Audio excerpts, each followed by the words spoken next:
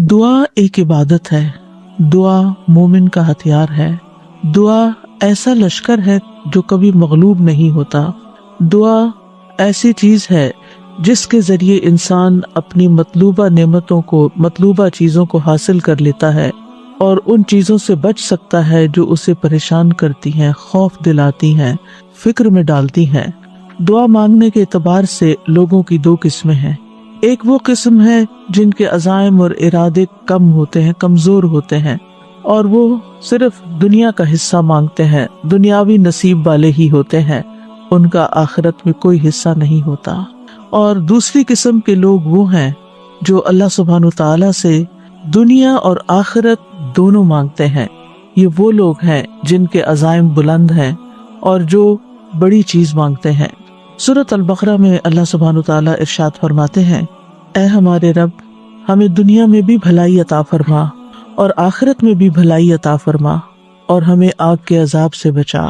अरब के लोग हज से फरागत के बाद मिना में मेला लगाते थे और अपने आबा व अजदाद के कारनामों का जिक्र करते थे और अपनी बड़ाई की डींगे मारते।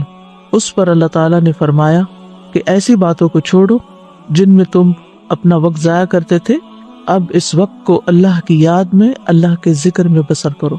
इसीलिए फरमाया, फ़इज़ा क़ज़य्तुम मनासिककुम फ़ज़्कुरुल्लाह कज़िक्रिकुम आबाअकुम औ अशद्द ज़िक्रा। फिर जब तुम अपने हज के मनासिक पूरे कर चुको तो अल्लाह को याद करो जिस तरह अपने बाप दादा को याद किया करते थे, बल्कि इससे भी ज्यादा याद करना। फ़मिनन्नासि मन यक़ूलु रब्बना आतिना फ़िद दुनिया वमा लहू फ़िल आखिरति मिन खलाक़। फिर लोगों में से बाज ऐसे हैं जो कहते हैं, ऐ हमारे रब, हमें दुनिया में भलाई दे दे और उनके लिए आखिरत में कोई हिस्सा नहीं, क्योंकि उनकी अक्सरियत आखिरत को जानती ही नहीं। वमिनहुम मन यक़ूलु रब्बना आतिना फ़िद दुनिया हसनतन व फ़िल आखिरति हसना वक़िना अज़ाबन नार। और बाज ऐसे हैं जो कहते हैं, ऐ हमारे रब, हमें दुनिया में भी भलाई अता फरमा और आखिरत में भी भलाई अता फरमा और हमें आग के अजाब से बचा। उलाइका लहुम नसीबुम मिम्मा कसबू वल्लाहु सरीउल हिसाब। यही वो लोग हैं जिनके लिए उसमें से हिस्सा है जो उन्होंने कमाया और अल्लाह बहुत जल्द हिसाब लेने वाला है। तो कसरत जिक्र की नसीहत के बाद अल्लाह सुब्हानहू तआला ने सही दुआ करने की तरफ तवज्जो दिलाई।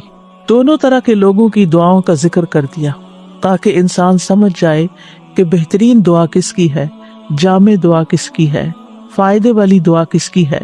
और वैसे भी जिक्र के बाद दुआ क्योंकि कबूल भी होती है, इस मुनासबत से भी जिक्र के कसरत के बाद दुआ करने का जिक्र कहा गया है। यानी सिर्फ इतना ही काफी नहीं कि इंसान अल्लाह ताला की तारीफ करे और हम्दो सना करे, बल्कि अपनी जरूरियात की चीजें भी मांगे, मुंह खोल कर बोल कर अल्लाह ताला के सामने अपनी हाजत रखे, अपनी फरियाद रखे, अपनी जरूरत रखे। इसीलिए जिक्र और फिर दुआ। और फिर उन लोगों की यहाँ मजम्मत की गई कि जिनकी दुआओं का मरकज और महवर सिर्फ और सिर्फ दुनिया होती है। वहुम अनिल आखिरति हुम गाफिलून। और आखिरत से वो गाफिल ही रहते हैं, आखिरत के बारे में कुछ नहीं मांगते। यानी उनकी दुआओं का जो बड़ा हिस्सा है या सिर्फ उनकी दुआएं दुनिया के गिर्द घूमती। इस मयार पर हम सबको भी परखना चाहिए कि हम सबसे ज्यादा शिद्दत के साथ ये पहली दुआ क्या मांगते हैं। अगर हमें पता चले कि ये कबूलियत का वक्त है तो हम सबसे पहले क्या मांगेंगे। हम में से हर एक को अपनी अपनी दुआओं का जायजा लेना चाहिए कि कहीं हम तो उन लोगों में शामिल नहीं कि जो सिर्फ दुनिया मांगते हैं, और क्या वाकई हमें अपनी आखिरत की और आखिरत में से भी भलाई के साथ आग के अजाब से बचने की दुआ हमारे दिलो दिमाग पर है। तो यहाँ उन लोगों की तारीफ की गई है कि जो ऐसी दुआ करते हैं कि जिसमें वो अपनी दुनिया की खैर भी मांगते हैं, अपनी आखिरत की खैर भी मांगते हैं और सबसे बड़े शर यानी जहन्नम की आग और जहन्नम के अजाब से बचने की दुआ करते हैं। तो इसमें दुआ मांगने का एक अदब और सलीका भी सिखा दिया गया। आप देखिए कि यहाँ पर सिर्फ 3 आयतें हैं और 3 आयतों के अंदर बहुत बड़ा मजमून बयान कर दिया गया। तो फरमाया, फ़इज़ा क़ज़य्तुम मनासिककुम, जब तुम अपने मनासिक हज पूरे कर चुको। हज पर भी इंसान क्यों जाता है? अपना फर्ज पूरा करने के लिए, इबादत करने के लिए, और उन्हीं इबादतों का एक हिस्सा दुआ भी है। यानी हम सब के दिल में होता है कि हम हज या उम्रे पर जाएं तो पहला ख्याल क्या आता है कि वहां जाकर دعائیں کریں گے، کیونکہ دعا بذات خود بھی عبادت ہے۔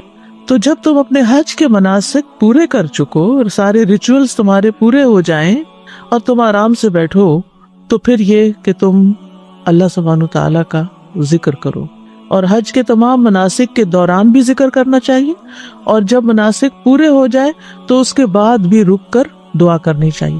جیسے آپ دیکھیں طواف کے بعد کیا کرتے ہیں، 2 رکعت پڑھتے ہیں اور پھر آپ دعائیں کرتے ہیں۔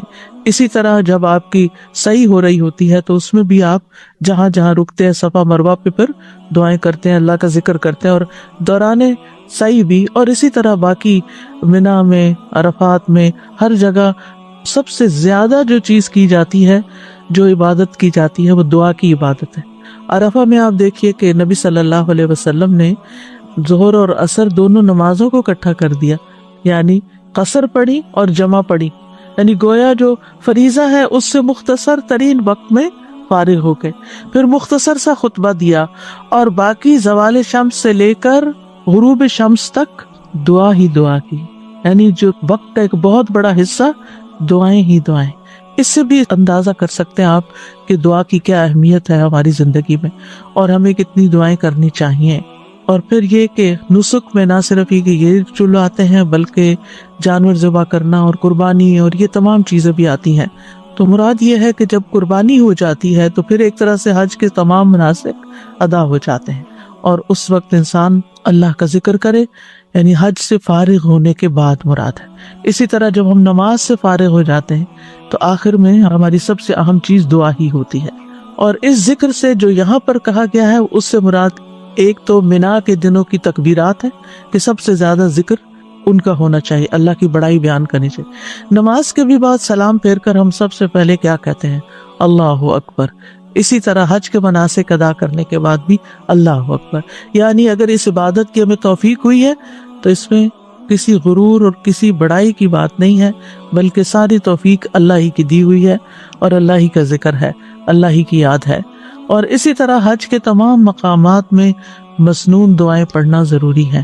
تو علم کے ساتھ اگر انسان حج کرتا ہے تو پھر ان تمام سنتوں کو پورا بھی کرتا ہے اور پورا فائدہ اٹھاتا ہے۔ اس لیے حج پر جاتے ہوئے سب کچھ سیکھ کر جانا چاہیے، دعائیں بھی یاد کر کے جانا چاہیے، اور اگر حافظہ کمزور ہو تو دعاؤں کی کتابیں ساتھ لے کے جانی چاہیے تاکہ کوئی چیز مانگنے سے رہ نہ جائے، کیونکہ نبی صلی اللہ علیہ وسلم کی دعائیں جامع ہوتی ہیں، ان میں سب کچھ ہمیں مل جاتا ہے، لہٰذا اگر وہ سب ہم مانگ لیں تو گویا ہم نے دنیا اور آخرت کی خیر مانگ لی۔ عربوں کا طریقہ یہ تھا کہ حج سے فارغ ہو کر اپنے آباء و اجداد کے کارناموں کا ذکر کرتے، ہر قبیلہ اپنے اپنے بڑے جو گزرے ہوئے شخصیتیں تھی، جو سردار تھے، ان کا ذکر کرتے کہ انہوں نے یہ کارنامے کیے اور وہ کیے، حسب نسب پہ فخر ہوتا تھا۔ لیکن اللہ سبحانہ تعالیٰ نے ہمیں اس سے بہتر چیز عطا کی، اور وہ کیا کہ جو اصل بڑائی کا مستحق ہے اللہ رب العزت، تم اس کو یاد کرو۔ کیونکہ عموماً یہ ہوتا ہے کہ جب ایک قبیلہ اپنے بڑے کا ذکر کرا، دوسرا اپنا، تیسرا اپنا، تو لوگوں کے درمیان اختلاف بھی ہوگا، جیلسی بھی ہوگی، اور سب لوگ نہیں خوش ہو سکتے۔ لیکن اللہ کا ذکر ایسی چیز ہے کہ جس پہ سب متفق بھی ہوں گے، اور وہ سب کے لیے خوشی کی بات، اور آپس میں ایک یونٹی بھی اس سے قائم ہوتی ہے۔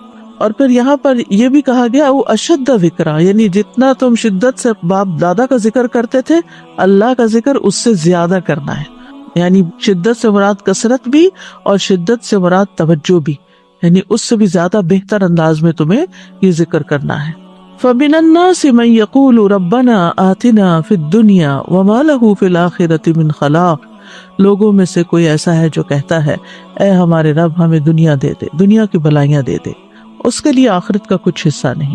یعنی یہاں کچھ سے مراد یعنی کچھ لوگ ہیں جو یہ کرتے ہیں، اور اس دور میں مشرکین مکہ ایسا کرتے تھے کیونکہ ان کے پاس کوئی دین نہیں تھا ایکٹیو شکل میں، کہتے تو تھے ہم دین ابراہیمی پر ہیں، لیکن وہ طور طریقے بھول چکے تھے، تو وہ آخرت کے تصور سے غافل تھے، آخرت کو نہیں مانتے تھے، یا آخرت کے حساب کتاب یا آخرت کی جزا سزا پر ان کا یقین نہیں تھا۔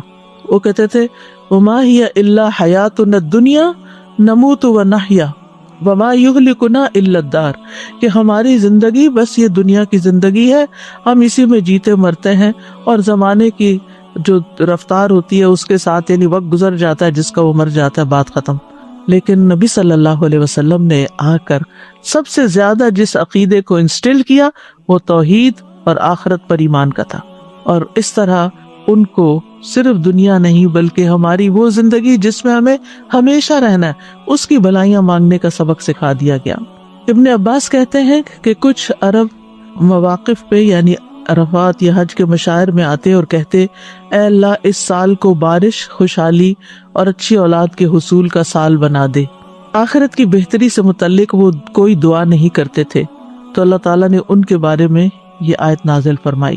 امام بغوی کہتے ہیں کہ اللہ نے اس سے مشرکین مراد لیے ہیں، وہ حج کے موقع پر اللہ تعالیٰ سے دنیا کے سوا کچھ نہیں مانگتے تھے۔ وہ کہتے تھے یا اللہ ہمیں بکریاں، اونٹ، گائے اور غلام عطا کر۔ ان کی دنیا یہی تھی۔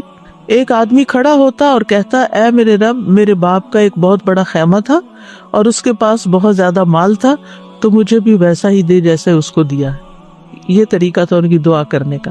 قتادہ کہتے ہیں یہ ایسا بندہ ہے جس کی نیت صرف دنیا کی ہوتی ہے، یہ دنیا کے لیے خرچ کرتا ہے، اسی کے لیے عمل کرتا ہے اور اسی کے لیے تھکاوٹ اور مشقت اٹھاتا ہے۔ آخرت اس کے ذہن میں نہیں ہوتی، آخرت کی جزا اور آخرت کا فائدہ۔ وَمَا لَهُ فِي الْآخِرَةِ مِنْ خَلَاقٍ، ایسے لوگوں کا جن کا مطمع نظر، جن کا گول اور جن کی توجہ اور دلچسپیوں کا سارا مرکز صرف دنیا ہے، ایسے لوگوں کے لیے پھر آخرت میں کچھ نہیں۔ جو آخرت کو بھول کر زندگی گزار رہے ہیں، یعنی غفلت میں پڑے ہوئے ہیں، پھر ان کے لیے آخرت میں کچھ نہیں ہوگا۔ صرف دنیا مانگتے ہیں، دنیا چاہتے ہیں، دنیا کے لیے محنت کرتے ہیں تو ان کو دنیا ہی ملے گی، اور اگر وہ دین کے کام بھی دنیا کمانے کے لیے کر رہے ہیں تو بس صرف دنیا ہی ملے گی، آخرت نہیں ملے گی۔ قارون کے پاس بہت بڑی دولت تھی، اس کے خزانوں کا حال یہ تھا کہ خزانوں کی کنجیاں، خزانے نہیں، خزانے تو پتہ نہیں پھر کتنے ہوں گے، ان کی کنجیاں طاقتور آدمیوں کی ایک پوری جماعت مشکل سے اٹھا سکتی تھی۔ تو اس دولت کی وجہ سے قارون کے اندر فخر اور گھمنڈ پیدا ہو گیا تھا، تکبر پیدا ہو گیا تھا۔ تو اس وقت کچھ صالح بندوں نے اس کو یہی نصیحت کی تھی کہ دولت پر فخر نہ کرو، بلکہ اللہ نے تجھے جو دیا ہے اس سے آخرت کا طالب بنو، یعنی اس سے اپنی دنیا نہیں آخرت کماؤ اور دنیا کا بھی حصہ نہ بھولو، یعنی دنیا میں بھی تمہیں جو ملنا ہے مل جائے گا، دنیا کا فائدہ بھی اٹھاؤ، لیکن اس دنیا سے اپنی آخرت کمانا نہ بھولو۔ اور عقل مند انسان وہی ہوتا ہے جو دنیا میں رہتے ہوئے دنیا کی ہر چیز سے اپنی آخرت کمانے کی فکر کرتا ہے۔ یعنی مومن جو ہوتا ہے وہ صرف اکیلے دنیا کی فکر نہیں کرتا۔ مثلاً اگر کسی کی اولاد بگڑ جاتی ہے تو وہ صرف یہ دعا نہیں کرتا کہ اللہ اس کو دنیا میں فلاں کامیابی عطا کر دے، بلکہ وہ اس کی دنیا سے زیادہ اس کی آخرت کی فکر کرتا ہے۔ اور جس کے سامنے آخرت نہیں ہوتی وہ صرف دنیا کی بات کرتا ہے کہ اگر یہ بچے نے پڑھا نہیں یا بچہ صحیح نہیں ہوا تو پھر اس کی دنیا خراب ہو جائے گی، اس کو کوئی پوچھے گا نہیں، اس کا کوئی کمانے کا ذریعہ نہیں ہوگا، اس کے لیے دنیا تنگ ہو جائے گی۔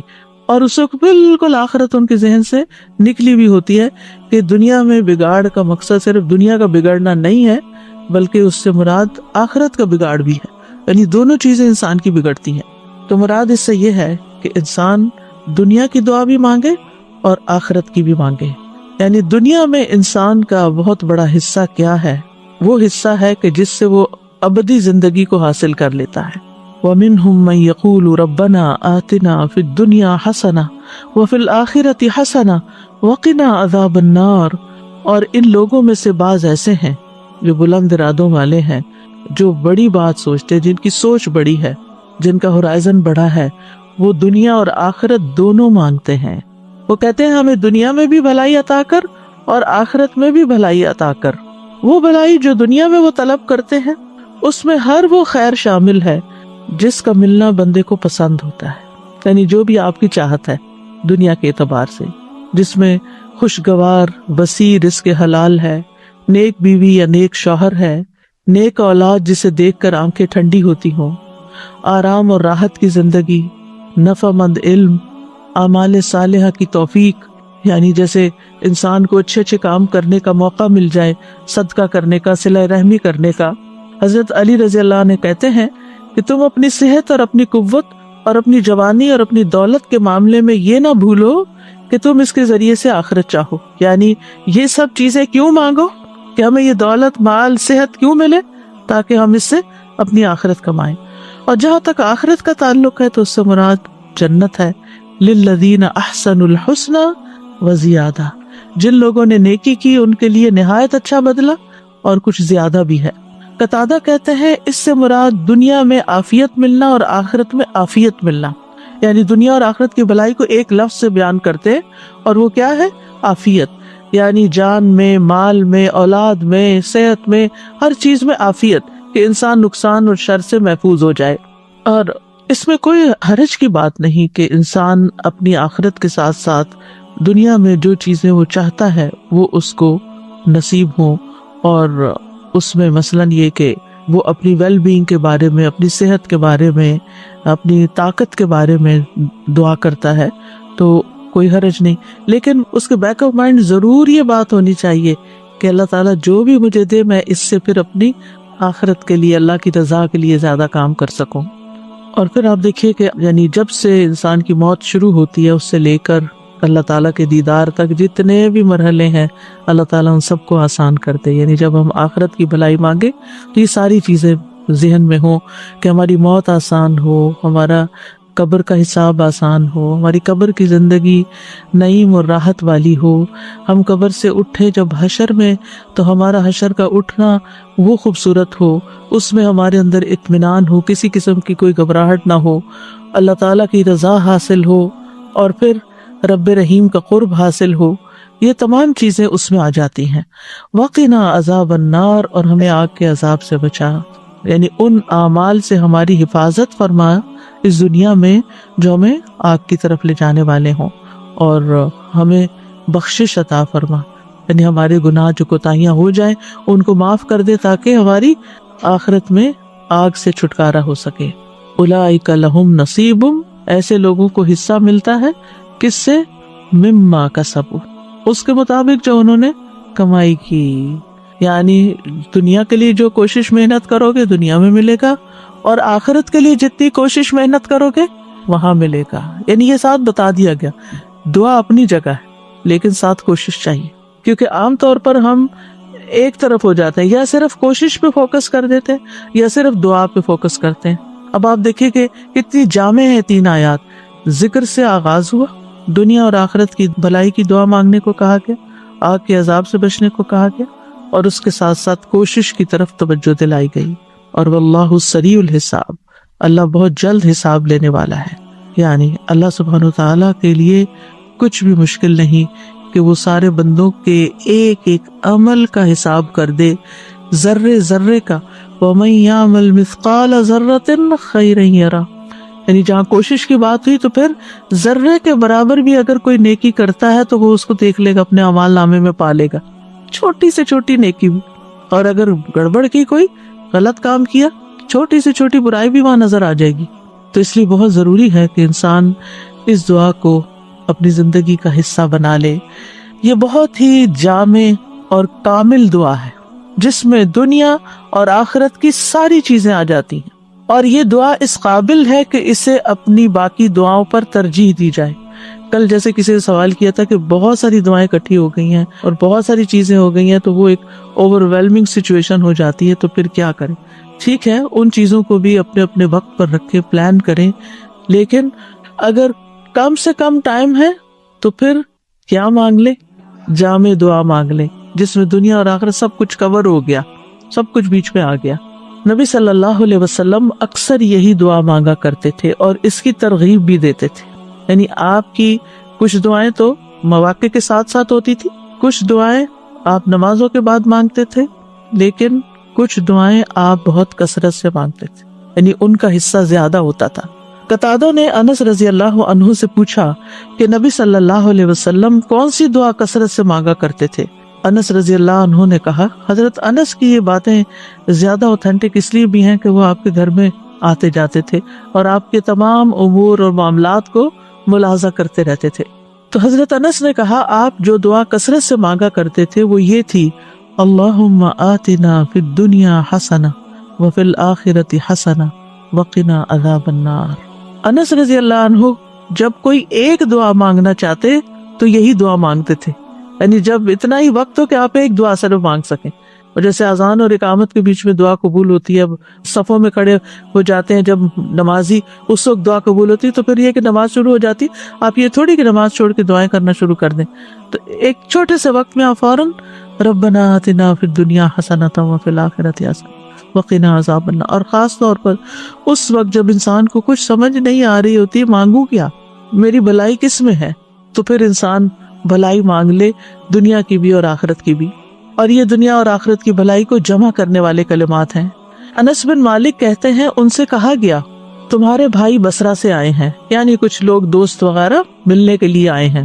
وہ اس وقت بصرہ کے کونے میں رہتے تھے، یعنی جس طرح آؤٹ اسکرٹس میں رہتے ہیں، تو ڈاؤن ٹاؤن سے یا سٹی سینٹر سے وہ ان کو ملنے کے لیے آئے، اس لیے آئے ہیں تاکہ آپ ان کے لیے اللہ سے دعا کریں، کیونکہ وہ صحابی تھے، طویل العمر تھے، اس وقت تک اکثر صحابہ فوت ہو چکے تھے، اور ظاہر ہے کہ صحابی بھی بہت جلیل القدر علم والے اور نبی صلی اللہ علیہ وسلم کی طویل صحبت پانے والے قریب ترین صحابہ میں سے تھے، تو ان کے پاس آئے کہ وہ ہمارے لیے دعا کریں۔ انہوں نے کہا اللہم اغفر لنا وارحمنا وآتنا فی الدنیا حسنہ وفی الآخرۃ حسنہ وقنا عذاب النار۔ لوگوں نے اس سے زیادہ دعا کی خواہش کی، کچھ اور دعا کرے، انہوں نے پھر یہی کہہ دیا، کہا کہ اگر تمہیں یہ مل گیا، یہ دعا قبول ہو گئی، تو تمہیں دنیا اور آخرت کی خیر مل گئی، ساری بلائی مل گئی، کچھ بھی نہیں چھوٹے گا، پھر بات ہی ختم۔ اتنا خوبصورت ہے ہمارا دین کہ جو ہمیں مختلف مواقع کی مناسبت سے بہترین چیزیں سکھا دیتا ہے، جس میں اتنا بڑا بڑا فائدہ ہے۔ یہ خزانوں کی کنجیاں ہیں، خزانے ہیں یہ، جن کی ہم قدر نہیں کرتے۔ ہم میں سے ہر ایک کو پتا ہے یہ دعا ہے، لیکن کون کتنی تاکید سے مانگتا ہے، بھول جاتے ہیں ہم۔ ہمیں علم ہوتا ہے، ہمیں باتیں پتا ہوتی ہیں، لیکن پھر وہ آہستہ آہستہ ہمارے عمل سے نکل جاتی ہیں۔ ایک دفعہ سنتے ہیں، شروع کرتے ہیں، پھر کچھ دنوں میں کوئی اور چیز اوپر آ جاتی ہے، پھر وہ نکل جاتی ہے۔ ایسی چیزوں کو پکڑ کے رکھنا چاہیے، کہیں ایسے نوٹس لگا دینے چاہیے، یا کہیں اپنے یادداشتوں میں لکھ لینا چاہیے کہ یہ مانگنے سے نہیں بھولنا، کیونکہ یہ مل گیا تو سبھی کچھ مل گیا۔ اور آپ دیکھیے کہ وقت کے ساتھ ساتھ زندگی کتنی مصروفیت کا شکار ہو گئی ہے، یعنی جتنی سہولتیں زیادہ ہو گئی ہیں اتنی مصروفیت زیادہ بڑھ گئی۔ آج سے 100 سال پہلے کا شخص شاید اتنا ٹینس نہ ہوتا ہو جتنا ہم ہر وقت ٹینس رہتے، کیونکہ ایک کام ختم نہیں ہوتا اور ایک اور کرنے کا دھیان لگا رہتا ہے، بھاگم دوڑ لگی رہتی ہے۔ اور اگر ہم کسی کرسی پر بھی بیٹھے ہوئے نا، تو دماغ ہمارا دوڑ رہا ہوتا ہے نا، یہ بھی کرنا، یہ بھی کرنا، یہ بھی کرنا ہے، وہ بھی ہونا ہے۔ تو ایسے میں پھر واقعی ذکر کے لیے بھی بعض اوقات ٹائم کم رہ جاتا ہے، اور دعاؤں کے لیے بھی، اور خاص طور پر بچوں والی مائیں، جو چھوٹے بچوں والی، وہ تو ہارڈلی نماز کے اندر یا نماز کے باہر کوئی دعائیں مانگ سکتی ہیں، کیونکہ ایک ٹانگوں کے چمٹے میں ہوتے ہیں، یا آگے آ کے لیٹ جاتے ہیں، یا بڑے بھی ہو جائیں تو جا کے کچن میں کھڑے ہو جاتے ہیں اور آوازیں لگانے لگتے ہیں کہ جلدی آئے، یا پھر آپ کو یہ ہوتا ہے کہ اگر میں وقت پہ نہ اٹھی تو انہوں نے کچھ کام خراب کر دینا۔ آج کل خاص طور پہ افطار کے فوراً بعد مغرب ہوتی ہے، آپ کو جور کہتے پانی پیتے، نماز شروع کر دیتے، اب آپ کا دل ہوتا ہے تھوڑا سا سکون سے نماز پڑھے، لیکن سارے تو ایسے سکون سے نہیں پڑھتے، ان کو تو بھوک لگی ہوتی، پھر آپ کو سرو کرنا ہوتا ہے، تو آپ کو سب کی ٹیک کیئر کرنی ہوتی، پھر اس وقت دل چاہتا ہے کہ کیا مانگ لیں، کچھ تو مانگے، کیونکہ سارے دن کے روزے کے بعد اس نماز کی کیفیت بھی بڑی اچھی ہوتی ہے۔ تو اس وقت یہ دعا مانگ کے اٹھ جائے، لمبی نہ مانگے کہ گھر والے ناراض ہونے لگے۔ تو بہت سے اوقات ایسے ہوتے ہیں کہ جس میں ہمارے پاس کوئی نیکی کا کام کرنے کا بہت مختصر سا وقفہ ہوتا ہے، ایسے اوقات کو استعمال کر لیا کریں ایسی جامع دعاؤں کے ساتھ۔ پھر اسی طرح عافیت کی دعا مانگنا، یہ بھی دنیا اور آخرت کی بھلائیاں مانگنے میں سے ہے۔ حضرت انس سے روایت ہے کہ رسول اللہ صلی اللہ علیہ وسلم نے مسلمانوں میں سے ایک ایسے شخص کی، بیمار شخص کی عیادت کی جو لاغر ہو کر چوزے کی طرح ہو گیا تھا، بالکل سکڑ سا گیا۔ تو رسول اللہ صلی اللہ علیہ وسلم نے اس سے فرمایا، کیا تم اللہ سے کسی چیز کی دعا کرتے تھے یا اس سے کچھ مانگا کرتے تھے؟ اس نے کہا، جی ہاں، میں کہتا تھا، اے اللہ تو مجھے آخرت میں جو سزا دینے والا ہے وہ دنیا میں ہی دے دے۔ اس پر رسول اللہ صلی اللہ علیہ وسلم نے فرمایا، سبحان اللہ، تم میں اتنی طاقت نہیں، تم اس کی استطاعت نہیں رکھتے، تم نے یہ کیوں نہ کہا اللہم آتنا فی الدنیا حسنۃ وفی الآخرۃ حسنہ وقنا عذاب النار۔ یاد رکھیے یہ دعا نبی صلی اللہ علیہ وسلم سے اللہم کے ساتھ آتی ہے اور قرآن میں ربنا کے ساتھ آتی ہے، ان دونوں میں سے جو بھی آپ، کیونکہ یہ نہ ہو کہ پھر آپ پوچھیں یہ پڑھیں یا وہ پڑھیں، جو بھی آپ کا دل چاہے پڑھیں۔ پھر آپ صلی اللہ علیہ وسلم نے اس شخص کے لیے دعا کی جو اتنا کمزور ہو گیا تھا، تو اللہ تعالیٰ نے اس کو شفا عطا کر دی۔ یہ دعا اس لحاظ سے بھی بڑی اہم ہے کہ رکن یمانی اور حجر اسود کے درمیان مانگی جاتی۔ تھوڑا سا فاصلہ ہوتا ہے، رش ہو تو الحمدللہ بڑا بھی ہو جاتا ہے، لیکن ویسے وہ تھوڑی سی جگہ ہوتی، تو اس میں انسان اگر پوری توجہ کے ساتھ یہ دعا مانگ لیتا ہے تو گویا وہ سب کچھ مانگ لیتا ہے۔ اب دیکھیں ہمارے دین نے ہم سب کے لیے، ہم جیسے کمزور لوگوں کے لیے کتنی رعایت اور سہولت رکھی ہے، جن کے حافظے کمزور ہوں، جنہیں بہت ساری دعائیں یاد نہ ہوں، جو بہت کچھ نہ مانگ سکتے ہوں، وہ کم از کم اتنی دعا یاد کر کے چلے جائیں۔ یہ تو ہر حاجی کر سکتا ہے، یعنی ان پڑھ سے ان پڑھ، کمزور سے کمزور حافظے والا ایک یہ دعا سیکھ کے چلا جائے اور یہ بھی مانگتا رہے تو گویا سبھی کچھ اس نے مانگ لیا۔ ابن رجب کہتے ہیں کہ سلف صالحین ایام تشریق میں اس دعا کو کثرت سے مانگنا پسند کرتے تھے، یعنی جب کہ حج کے مناسک ختم ہو جاتے تھے اور منا کے دنوں کے جو باقی دن ہوتے ہیں۔ اور عطا کہتے ہیں کہ جو شخص بھی حج کر کے اپنے وطن واپس جانے لگے اور جب وہ اپنے اہل و عیال کی طرف متوجہ ہو تو یہی دعا پڑھے۔ امام نووی کہتے ہیں یہ دعا مطلق ہے، اس کی کوئی حد نہیں، تو یہ دعا ہر وقت اور ہر لمحے کی جا سکتی ہے، اٹھتے بیٹھتے چلتے پھرتے یہی مانگ سکتے ہیں۔ نماز میں، نماز کے علاوہ دیگر اوقات میں، دعا کو شروع کرتے وقت، دعا کے اندر، مریض کی شفا کے لیے بھی اور باقی مواقع پر بھی، قبولیت کے اوقات میں، یعنی ہر موقع پر آپ یہ دعا پڑھ لیں۔ یعنی یہ دعا تو ہم میں سے ہر ایک کو لازماً زبانی یاد ہونی چاہیے تاکہ جب دل چاہے اس کو پڑھ لے۔ تو بہرحال جو بھی اس کو پڑھے گا اور جتنی آپ کوشش کریں گے، محنت کریں گے اور اس کے ساتھ ساتھ نیک اعمال کریں گے، اللہ تعالیٰ دعائیں سنے گا۔ اور پھر آپ دیکھیے کہ اس سے یہ بھی پتہ چلتا ہے کہ اللہ تعالیٰ ہر ایک کی سنتا ہے، جو صرف دنیا مانگتا اور کوئی دنیا اور آخرت دونوں مانگتا، من الناس، لوگوں میں سے، یہ نہیں کہا مومنوں میں سے، جو بھی مانگے گا اس کو ملے گا۔ لیکن آخرت کی بلائیاں تو جو آخرت پر ایمان رکھتا ہے اسی کو ہی نصیب ہوگی۔ بہرحال اللہ سبحانہ تعالیٰ بندوں سے جلد حساب لینے والا ہے اور قیامت کے دن بیک وقت وہ سب سے حساب لے سکتا ہے۔ اللہ کی قدرت بہت بڑی ہے اور دنیا میں بھی اس کو بندوں کا حساب لیتے ہوئے دیر نہیں لگتی، اس لیے ہر موقع پر، ہر تکلیف کے موقع پر اسی کی طرف پلٹنا چاہیے۔ اس دعا سے ایک اور بات بھی پتہ چلتی ہے کہ دنیا سے زیادہ آخرت کا حصہ ہے اس دعا میں۔ دعا کا ایک حصہ ربنا آتنا فی الدنیا حسنہ اور دوسرا حصہ وفی الآخرۃ حسنہ وقنا عذاب النار۔ آخرت کے لیے دو چیزیں مانگی گئی ہیں۔ پھر آپ دیکھیے ربنا کہہ کر دعا شروع کی گئی ہے، یعنی اللہ تعالیٰ کے نام اور رب کے ساتھ، اس کی صفت ربوبیت کے ساتھ۔ اور پھر اس دعا سے یہ بھی پتہ چلتا ہے کہ مانگنے والا جو ہے وہ بلند عزائم رکھتا ہے، بڑی سوچ کا مالک ہے۔ یہ بھی یاد رکھیے کہ آخرت کے ساتھ ساتھ دنیا مانگنے میں کوئی برائی نہیں ہے، کہ ہمیں خود سکھا دیا گیا ہے۔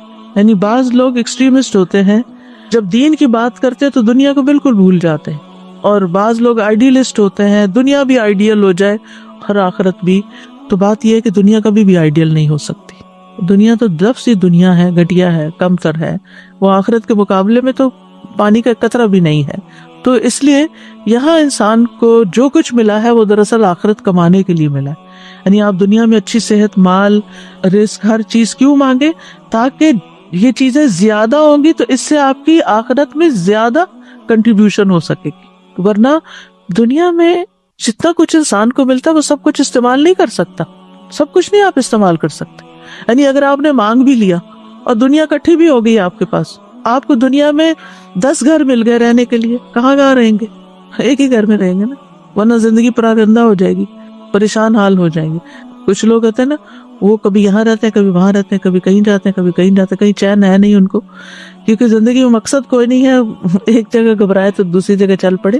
تو دنیا کا حال تو یہ ہے کہ نہ ہو تب بھی مشکل، زیادہ ہو جائے تب بھی مشکل، ایک ٹانگ ادھر ایک ادھر۔ تو انسان کو دنیا مانگتے ہوئے جو بھی وہ دنیا کا حصہ مانگے گا برا نہیں سوچنا چاہیے، برا نہیں فیل کرنا چاہیے کہ ہائے میں دنیا مانگ رہا ہوں، ہاں یہ اچھا نیک انسان ہے، عابد، زاہد، پائس، یہ دنیا بھی مانگتا ہے۔ ہاں دنیا مانگتے ہیں، کیوں؟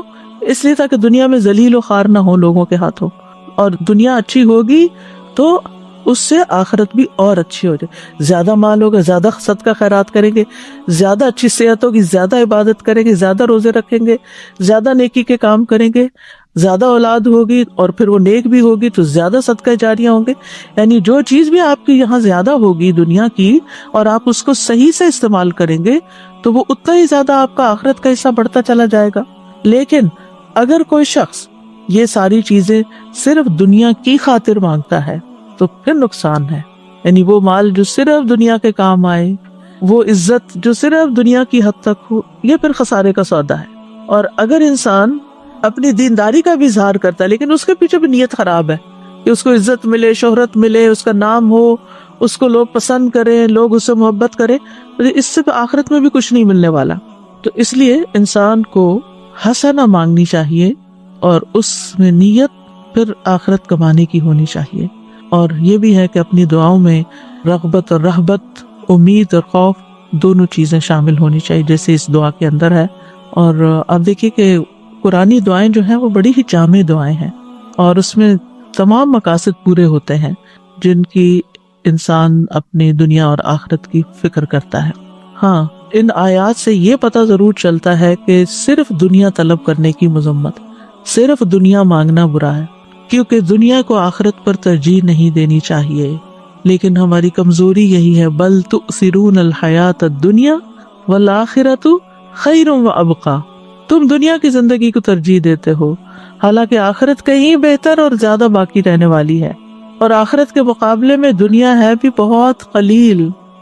اگر آپ نے صرف دنیا مانگی اور بہت دنیا بھی مل گئی آپ کو، پھر بھی بہت تھوڑی ہے، کیونکہ قل متاع الدنیا قلیل والآخرۃ خیر لمن اتقی. آخرت تو تقوی کے ساتھ ملے گی اور دنیا کی متاع تو جتنی بھی مل جائے وہ کم ہی ہے کیونکہ ختم ہونے والی ہے. دنیا عارضی ہے اور آخرت ہمیشگی کا گھر ہے، اور اصل زندگی آخرت ہی کی زندگی ہے.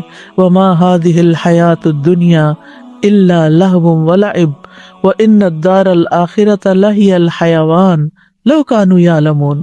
اور دنیا کی زندگی نہیں مگر ایک دل لگی اور کھیل، اور بے شک آخری گھر یقیناً وہی اصل زندگی ہے. یعنی دنیا میں 100 سال بھی مل جائیں تب بھی ختم ہو جائیں گے، لیکن آخرت میں زندگی کبھی ختم نہیں ہوگی. زندگی تو وہ ہے جو کل شروع ہوگی، یقیناً وہی اصل زندگی ہے. لو کانوا یعلمون، کاش وہ جانتے ہوتے. انسان دنیا کے تھوڑے متاع پہ خوش ہو جاتا ہے، چھوٹی سی کوئی کامیابی ملتی، چھوٹی سی کوئی چیز مل جاتی، آپے سے باہر ہونے لگتا ہے، گھمنڈ کرنے لگتا ہے. لیکن دنیا کی جو بھی چیز ہے اللہ تعالیٰ فرماتے ہیں وَمَا الْحَيَاةُ الدُّنْيَا فِي الْآخِرَةِ إِلَّا مَتَاعٌ. وہ تھوڑے سے سامان کے سوا آخرت میں کچھ بھی نہیں. یعنی دنیا میں جو کچھ کمایا اگر اس سے آخرت نہیں بنائی تو سمجھے سب فنش، ہر چیز ختم. آخرت کو چھوڑ کر صرف دنیا کو محبوب رکھنا جو ہے یہ غفلت کا باعث ہو جاتا ہے. یعنی جو شخص دنیا میں ہوتے ہوئے آخرت نہیں سوچتا وہ غافل شخص ہے، اور جو صرف دنیا چاہتا ہے اس کو آخرت میں کچھ نہیں ملتا. وَمَا لَهُ فِي الْآخِرَةِ مِنْ خَلَاقٍ. سورۃ الاسراء میں اللہ تعالیٰ فرماتے ہیں من کان یرید العاجلۃ عجلنا له فیہا ما نشاء لمن نرید ثم جعلنا له جہنم یصلاها مذموما مدحورا. جو شخص اس جلد ملنے والی دنیا کا ارادہ رکھتا ہے ہم اس کو اس میں جلدی دے دیں گے، جو چاہیں گے، سب کچھ نہیں، جتنا ہم چاہیں گے، اور جس کے لیے چاہیں گے سب کو بھی نہیں دیں گے جو بھی یہ مانگ رہے ہیں. پھر ہم نے اس کے لیے جہنم تیار کر رکھی ہے جس میں وہ داخل ہوگا مذمت کیا ہوا، دھتکارا ہوا. کیوں؟ کیونکہ اس کی ساری کوششوں، طلب تڑپ، محبت کا فوکس صرف دنیا تھی. تو دنیاوی غرض سے اگر کوئی شخص عمل کرتا ہے، نیک عمل بھی چاہے کرے، لیکن دنیا حاصل کرنے کے لیے، تو ایسے شخص کو آخرت میں کچھ حصہ نہیں ملے گا. لیکن اگر کوئی شخص آخرت کو حاصل کرنے کے لیے دنیا کے کام بھی کرتا ہے تو اس کی دنیا میں سے بھی آخرت کو حصہ مل جائے گا. لیکن محض دنیا کی خاطر نیک اعمال کرنے والے آخرت میں خسارے میں ہوں گے. اور اس کے لیے وہ حدیث ہے مشہور، ام سلمہ کہتی ہے میں نے نبی صلی اللہ علیہ وسلم سے کہا ہشام بن مغیرہ صلہ رحمی کرتا تھا، مہمانوں کی میزبانی کرتا تھا، غلاموں کو آزاد کرتا تھا، کھانا کھلاتا تھا. اگر وہ اسلام کا دور پاتا تو مسلمان بھی ہو جاتا، کیا یہ اعمال اس کو فائدہ دیں گے؟ آپ نے فرمایا نہیں، وہ تو یہ سب کچھ دنیا کے لیے دیتا تھا تاکہ دنیا میں اس کا چرچا ہو، اس کی شہرت ہو، وہ دنیا کی تعریف چاہتا تھا. اس نے ایک دن بھی یہ نہیں کہا رب اغفر لی خطیئتی یوم الدین، اے میرے رب بدلے کے دن میری خطاؤں کو معاف کر دینا۔ تو ہونا کیا چاہیے، اس طرح کے جتنے بھی ہم کام کریں، چیریٹی کے کام کریں، لوگوں کی خدمت، خیال رکھیں، ساتھ ہی دل میں دعا کرتے رہیں اور دل کا دھیان اس طرف رہے کہ اللہ اس کا صلہ مجھے آخرت میں عطا کرنا اور اس کے بدلے میرے گناہ معاف کر دینا۔ یعنی صدقہ کرنے کی ایک نیت کیا ہونی چاہیے کہ اللہ اس کے بدلے میرے گناہ معاف ہو جائیں، کیونکہ صدقہ گناہوں کی آگ کو ٹھنڈا کرتا ہے، اللہ تعالیٰ کے غضب کو ٹھنڈا کرتا ہے کہ جو بندے پہ بھڑکتا ہے گناہوں کی وجہ سے۔ رسول اللہ صلی اللہ علیہ وسلم نے فرمایا، اس امت کو عظمت و رفعت، دین و نصرت اور زمین میں اقتدار کی خوشخبری دے دو، یعنی یہ امت بہت اوپر بھی جائے گی، سو جو ان میں سے آخرت کا عمل دنیا کے لیے کرے گا اس کا آخرت میں کوئی حصہ نہیں ہوگا۔ یعنی تمہیں دنیا ملے گی لیکن ایسا نہ ہو کہ آخرت والے اعمال بھی دنیا کمانے کے لیے کرنے لگو۔ سورۃ نازعات میں آتا ہے فَأَمَّا مَن طَغَىٰ وَآثَرَ الْحَيَاةَ الدُّنْيَا فَإِنَّ الْجَحِيمَ هِيَ الْمَأْوَىٰ، جس نے سرکشی کی، دنیا کی زندگی کو ترجیح دی تو جہنم اس کا ٹھکانہ ہوگی۔ دنیا کی طلب انسان کو بعض اوقات گمراہی کے راستے پر لے جاتی ہے، یعنی انسان اللہ کے راستے پر نہیں چل سکتا جب اس کی دنیا کی خواہشات بڑھ جاتی ہیں، اور بعض اوقات وہ دنیا سے ایسی محبت کرنے لگتا ہے کہ آخرت کے بارے میں کوئی ذکر بھی کر دے تو اس کو برا لگتا ہے کہ آپ ہر وقت موت کی باتیں کرتے ہیں، جنت کی باتیں کرتے ہیں، جہنم کی باتیں کرتے ہیں، تو محض دنیا طلب کرنے سے آخرت کا نقصان ہو جاتا ہے، دل ٹیڑھے ہونے لگتے ہیں، نیت خراب ہونے لگتی ہے نا انسان کی، اور پھر جو لوگ دنیا سے محبت کرتے ہیں وہ بزدل ہو جاتے ہیں، ان کو موت سے ڈر لگنے لگتا ہے، چھوٹی چھوٹی پریشانی، چھوٹے چھوٹے حادثے ان کو خوف زدہ کر دیتے ہیں، یعنی چھوٹا سا بھی نقصان ہوتا ہے تو ان کے اوپر پہاڑ بن کے گرتا ہے، کیونکہ ان کو کیا ڈر لگ جاتا ہے کہ ہماری دنیا بگڑنے لگی ہے۔ لیکن جس شخص کو آخرت کا غم لگ جاتا ہے نا، دنیا میں اس کا کوئی بڑے سے بڑا بھی نقصان ہو تو وہ کیا سوچتا ہے، دنیا ہی تو ہے، حقیر متاع ہی تو ہے، اگر اس پہ صبر کے بدلے اللہ اس سے آخرت میں بہتر دے دے تو میں اسٹل خسارے میں نہیں ہوں، میرا کچھ بھی نہیں گیا، اولاد کا نقصان ہو، جان مال، کسی بھی چیز کا، ہر چیز پہ مومن کیا کہتا ہے، انا للہ و انا الیہ راجعون، یہ چیز گئی ہے، ہم بھی اللہ کے ہیں، ہمیں بھی چلے جانا ہے، تو وہ اس کا غم لگا کر نہیں بیٹھ جاتا، وہ غم پالنے نہیں لگ جاتا، وہ پھر بھی اٹھتا ہے اور کچھ کرتا ہے کیونکہ اس نے بھی آگے جانا ہے۔ صرف جانے والوں کے غم میں روتے رہنا ہی عقل مندی نہیں، کیونکہ ہم نے بھی جانا ہے، وہ چلے گئے اپنا کما کے، ہمیں بھی کچھ کمانا ہے، تو اس وقت کو ادھر ادھر ضائع نہیں کرنا۔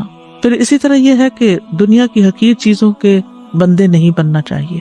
رسول اللہ صلی اللہ علیہ وسلم نے فرمایا، ہلاک ہوا درہم کا بندہ، ہلاک ہوا دینار کا بندہ، ہلاک ہوا منقش چادر کا بندہ، یعنی زیب و زینت والے کپڑے کو شوق، اگر اسے مل جائے تو راضی، نہ ملے تو ناراض، اللہ سے بھی ناراض، بندوں سے بھی ناراض۔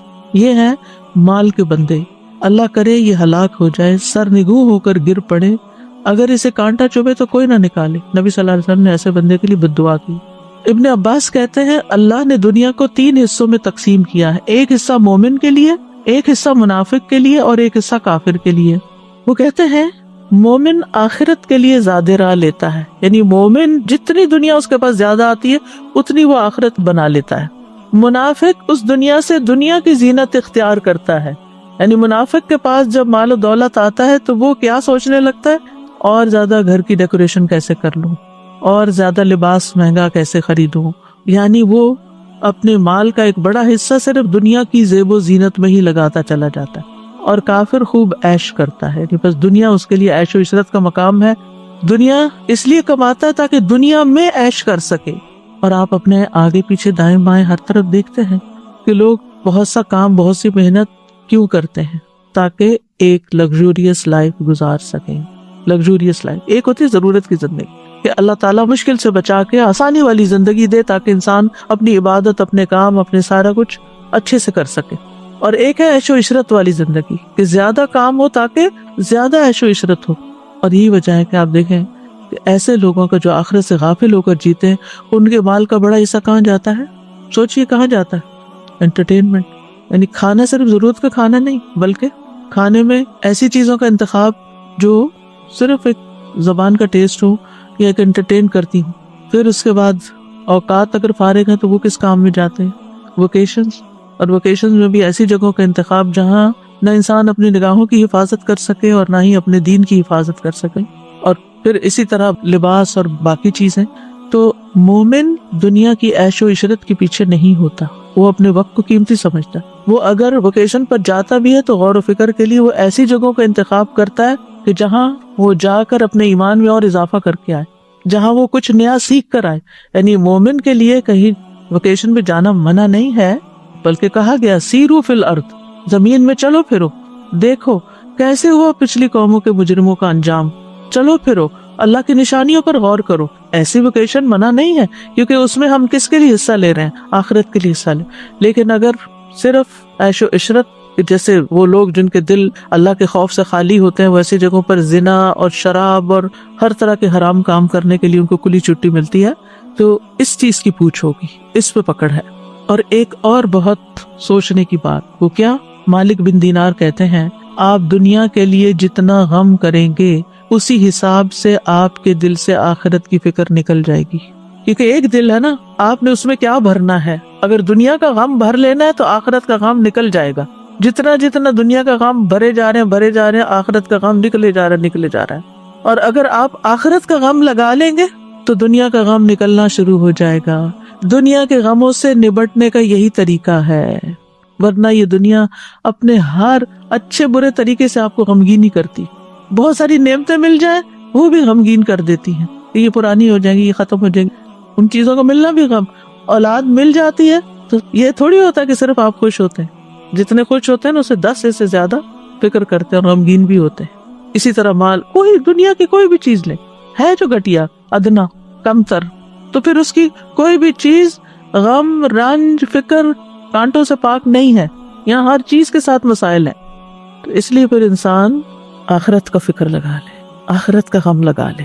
اور جب آخرت کا غم ہوگی تو انسان کہے گا یہ دنیا کا یہ 4 دن کی بات ہے مشکل وقت، گزر جائے گا، نکل جائے گا، ختم ہو جائے گا. دنیا میں نہ کوئی بیماری ہمیشہ رہنے والی ہے، نہ کوئی مسئلہ ہمیشہ رہنے والا ہے، نہ کوئی بھوک افلاس ہمیشہ رہنے والا ہے. کچھ بھی ہمیشہ رہنے والا نہیں. یہ سب کچھ موت کے ساتھ ختم ہو جائے گا. لیکن موت کے بعد کوئی مسئلہ پیش آ گیا تو آپ اکیلے ہیں بھگتنے کے لیے، وہاں کوئی ساتھ نہیں، اور وہ ختم بھی نہیں ہونے والا. وہ پھنس گئے مصیبت میں. ایک جنازہ جا رہا تھا تو آپ نے فرمایا مستریح و مستراح. مستریح یا راحت پانے والا، مستراح جس سے راحت پائی جائے.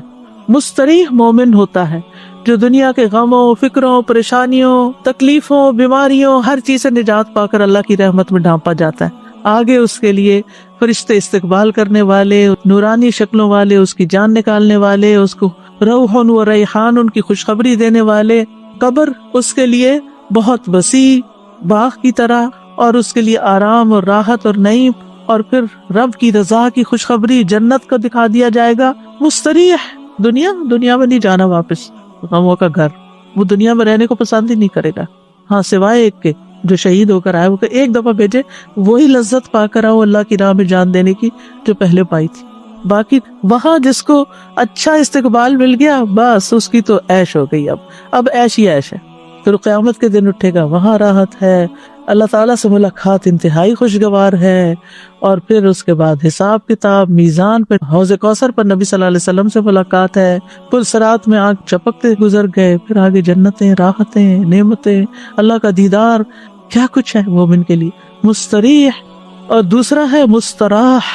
وہ کون ہے؟ جو مرتا ہے تو لوگوں کو سکون ملتا ہے، لوگوں کی زندگی آرام میں آتی ہے، کیونکہ اس نے اتنا فساد میں چایا ہوا ہوتا ہے فرعون کی طرح دنیا میں، کہ جب ایسے فرعون دنیا سے جاتے ہیں، ایسے فسادی لوگ دنیا سے جاتے ہیں، ایسے فسادی لوگ گھر سے نکلتے ہیں تو گھر والے شکر کرتے ہیں، اللہ تیرا شکر ہے تو نے اٹھا لیا اس بندے کو، ہماری جان آسان ہو گئی.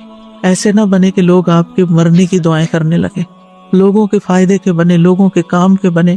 کچھ لوگ ایسے ہوتے ہیں جن کی زندگیاں گھر والوں نے حرام کی ہوئی ہوتی ہے، اور بعض اوقات صرف ایک خاتون یا ایک مرد کی وجہ سے وہ زندگی حرام. ابیوسو ہسبینڈ، یعنی کوئی کام سیدھا نہیں، کوئی بات سیدھی نہیں، ہر بات پہ گالیاں گلوچ، مار کٹائی، لڑائی جھگڑے. آپ یقین کریں اس وقت روزے سے ہوں، یعنی شاید ہی کوئی دن یا پھر شاید ہی کوئی ویک ایسا جاتا ہے کہ جس میں اس قسم کی باتیں نہ سننے کو ملے، کہ جس میں خواتین اپنے ہسبینڈز کی برائیاں اور ان کی تکلیفیں، یا ساس کی برائیاں، یا کسی اور کی، یعنی لوگوں نے لوگوں کو ہی دکھی اور پریشان کر کے رکھا ہوا ہے. لوگوں نے لوگوں کی زندگی حرام کی ہوئی، گھر میں لڑائیاں، بچوں کی طرف سے پریشانیاں، لگتا ہے کہ کوئی گھر خالی نہیں ہے اس سے. لوگوں کو آخرت بھول گئی ہے، اسی لیے وہ اپنی زبان سے دوسروں کو تکلیف دیتے ہیں، اسی لیے وہ دوسروں کے اوپر ظلم ڈالتے ہیں، اسی لیے بدتمیزی اور بد اخلاقی کرتے ہیں کہ کوئی ان کو پوچھنے والا نہیں ہے. اگر انہیں اللہ کا ڈر ہو، اللہ کا تقویٰ ہو، انہیں فکر ہو کہ قبر میں بھی جانا ہے، فرشتے نے جان لینے بھی آنا ہے، اور ایسا بے بس ہو کے پڑا ہوگا کہ کوئی بھی مدد نہیں کرے گا، تو رہ جائے گا یہ سارا دنیا کا ساز و سامان. بعض اوقات صرف مال کے پیچھے جھگڑے ہیں، بہن بھائی خون کے رشتے آپس میں کٹے ہوئے اور ایک دوسرے پہ مقدمے کر رہے ہیں، ایک دوسرے سے لڑائیاں کر رہے ہیں. یعنی حد ہی ہو گئی ہے فتنے فساد کی کہ آپ جدھر نظر اٹھا کے دیکھتے جس بندے کے پاس بیٹھتے ہیں وہیں کوئی نہ کوئی ایسے ظلم کی داستانیں ہیں. ہم کدھر کو جا رہے ہیں؟ ہم کیا کر رہے ہیں؟ ہمیں اپنی آخرت بھولی ہوئی ہے، اس لیے یہ سب کچھ ہے. چھوٹے سے دنیا کے حقیر مال و متاع کے لیے آپس کی لڑائیاں ہو رہی ہیں. تو بہرحال جو دنیا کا غم لگاتا ہے وہ آخرت سے غافل ہو جاتا ہے، اور جو آخرت کا غم لگاتا ہے وہ دنیا کے غم سے آزاد ہو جاتا ہے. اور خاص طور پر جو ہی موت آتی ہے مستریح. اس لیے مومن جو ہے وہ موت کی تیاری کرتا ہے، فکر کرتا ہے کہ وہاں پریشانی نہ ہو، لیکن اس کو ایک پل خوشی بھی اندر سے ہوتی ہے کہ جانے سے فائدہ ہی ہے اگر اللہ تعالیٰ لے جاتا ہے. لیکن جو شخص دنیا سے محبت کرتا ہے اس کو دنیا چھوڑنے کا بھی بڑا غم ہے کہ میں دنیا چھوڑ آیا. وہ جس کو میں نے دن رات کمایا، وہ میرے کاروبار، وہ میرے بزنس، وہ میری جابیں، وہ میرے مال، وہ میرا بینک بیلنس، وہ کدھر گیا سب کچھ. یعنی ایک وہ شخص ہے جس کو ڈاکٹر کہتے ہیں بس آپ کے پاس 2 مہینے ہیں، اور اس نے اپنی آخرت کے لیے تیاری کی ہوتی ہے، تو وہ سکون سے ان 2 ماہ کو گزارتا ہے اللہ کا ذکر کرتے، اللہ کا یاد کرتے ہوئے.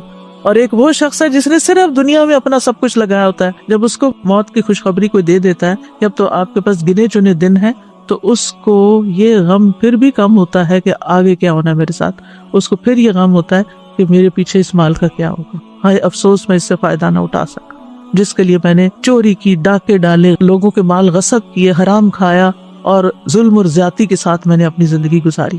تو اس لیے ابھی وقت اور مہلت ہے ہمارے پاس. ہم اپنے رویوں کو ٹھیک کر لیں، ہم صبر سے کام لیں، ہم اپنے اخلاق کو اچھا کر لیں، اور ہم اپنی آخرت کو کسی قیمت پر نہ جانے دیں. جو ہمارا حصہ نہیں بنتا، جو ہمارا مال نہیں، اس کے اوپر ہم نظر ہی نہ رکھیں. ظلم اور زیادتی کے ساتھ کسی کا مال ہتھیانے کی کوشش نہ کریں، جھوٹ بول کر کسی سے کچھ حاصل نہ کریں، اور اگر سچ بول کر اپنا بھی کچھ جاتا ہے تو جو رزق آپ کی قسمت میں ہے وہ آپ کے پاس آئے گا. مومن کا یہ یقین ہوتا ہے کہ موت اس وقت تک نہیں آئے گی جب تک میں اپنا رزق پورا نہیں کر لوں. تو بہرحال ہمیں یہ دعا کرتے رہنا چاہیے کہ اللہ دنیا میں بھی اچھا دے، آخرت میں بھی اچھا دے، دونوں جگہ ہماری بھلائی ہو، لیکن آخرت مقصد اول اور دنیا مقصد ثانی ہو. یعنی ترتیب یہ ہو، یعنی اللہ کی رضا، آخرت کا ثواب، اور اس کے ساتھ ساتھ دنیا میں بھی ایک اچھی عزت والی زندگی ہو، آرام والی زندگی ہو کہ جس میں انسان کو فائدہ ہو. اب یہ جو حسنہ ہے نا، تو بعض اوقات ہم سمجھتے ہیں کہ حسنہ سے مراد صرف نعمتوں کا ملنا ہے نا. ہاں، اس کے ساتھ اللہ کی اطاعت کی توفیق ہونا، یہ بہت بڑی حسنہ ہے. مثلاً آپ اپنے والدین کے خدمت گزار ہیں، ان کے فرما بردار ہیں، آپ اپنے گھر میں ایک امن سکون قائم کیے ہوئے ہیں، آپ اپنے شوہر کے مددگار ہیں، آپ اپنے بچوں کی خدمت کرتے ہیں، اور خوش دلی سے. یاد رکھیں یہ کام سب کو کرنے پڑتے ہیں کسی نہ کسی درجے میں، تھوڑا یا زیادہ، لیکن ایک وہ ہے جو خوشی سے کرتا ہے، اجر کی نیت سے کرتا ہے، اور ایک وہ ہے جو مارے بندے کرتا ہے اور کر کے ضائع کرتا ہے. کام کر کے تھک گئے، 4 سنائی اس کو، 4 سنائی اس کو، سب ضائع، کوئی فائدہ نہ ہوا. تو یہ حسنہ کیا ہے کہ آپ کو اخلاق حسنہ نصیب ہو. جب ہم مانتے ہیں ربنا آتنا فی الدنیا حسنہ، ساری بھلائی اچھا اخلاق دے اللہ، تاکہ ہم تھکے بھی تو تیری خاطر صبر کریں، ہمیں کوئی تکلیف پہنچے تو تیری خاطر صبر کریں، فوراً چنک کے جواب نہ دیں. بعض لوگ ہوتے ہیں اتنی سی بات برداشت نہیں کرتے، ذرا سی بات برداشت نہیں کرتے، کسی نے ذرا سا کچھ کہہ دیا فوراً پلٹ کے جواب، اور ایسا جواب کے پہلے سے بھی زیادہ دوسرے کا دل جلا دیا. تو ان عادتوں پر بھی قابو پانے کی ضرورت ہے. آپ دیکھیے ماچس کی جو تیلی ہوتی ہے وہ کتنی چھوٹی سی ہوتی ہے لیکن کتنے بڑے بڑے فساد کر جاتی ہے. بعض اوقات انسان کے منہ سے نکلی ہوئی چھوٹی سی بات ہوتی ہے لیکن ایسی آگ لگاتی ہے دوسروں کو کہ ہر چیز ہی جل کے رہ جاتی ہے، گھر برباد ہو جاتے ہیں، طلاقیں ہو جاتی ہیں، گھر ٹوٹ جاتے ہیں ایسی چھوٹی سی تیلی لگانے سے. تو اگر اللہ نے آپ کو بولنے کی طاقت دی ہے تو اس کو صحیح سے استعمال کریں. اور پھر آپ دیکھیے کہ جب انسان اپنی آخرت کی فکر کرتا ہے نا تو اس کی دنیا خود ہی سنورنے لگتی ہے. جو اللہ کی رضا چاہتا ہے پھر اس کے حالات درست ہونے لگتے ہیں، کیونکہ وہ اللہ کے لیے صبر کر لے گا، وہ اللہ کے لیے کسی کی مدد کر دے گا، وہ اللہ کے لیے ہر کام کرنے کو تیار ہو جائے. اور جو خیر بانٹتا ہے خیر پلٹ پلٹ کے اس کی طرف آتی ہے. تو آپ دیکھیے کہ اگر انسان اللہ کی رضا کے لیے اور آخرت کی کامیابی کے لیے مثلا دنیا میں عبادت کرتا ہے، استغفار کرتا ہے کہ اس کے گناہ معاف ہو جائیں، تو اس کے بدلے میں دنیا میں بھی بھلائی ملے گی، دنیا کا رزق بھی ملے گا، اولاد بھی ملے گی اور باقی چیزیں بھی پائے گا۔ اور اگر کوئی دین کو چھوڑ کر صرف دنیاوی مادی نعمتوں کو دنیا سمجھتا ہے تو وہ ساری چیزیں حسنہ میں نہیں آتی، یعنی پھر وہ ملی آپ کو تو آپ کے لیے شر بھی ہو سکتی، الا یہ کہ وہ خیر کے کاموں میں لگے۔